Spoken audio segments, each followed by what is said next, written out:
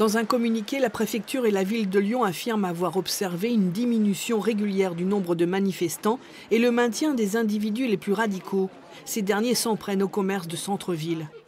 Mais pour les gilets jaunes pacifiques, pas question de renoncer à manifester, même dans l'hypercentre. Les gilets jaunes, en fait, ils veulent simplement être visibles parce que c'est cette masse invisible qui est cachée depuis des années. Donc a priori dans l'hypercentre. Mais il y a aussi la question sur la table de peut-être se décaler et d'aller à un autre endroit, parce qu'en fait, il n'y a pas que l'hypercentre où on peut influencer l'économie, enfin on peut agir sur l'économie, etc. Je pense par exemple au cours Vuitton, à la Part-Dieu, on peut aussi au niveau symbole aller dans le parc de la Tête d'Or, enfin on a plein d'endroits, mais quand même la presqu'île c'est un grand symbole pour nous, on aime bien y rester, quoi.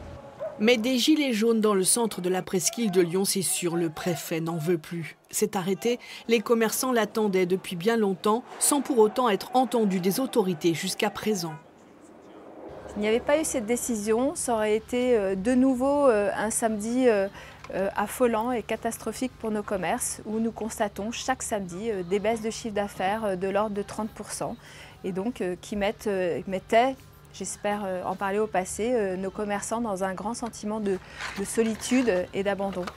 Mais les commerçants risquent bien de ne pas voir la fin de la crise. À Paris, Nice ou Toulouse, malgré les interdictions de manifester, les gilets jaunes ont toujours réussi à se rassembler dans les périmètres interdits.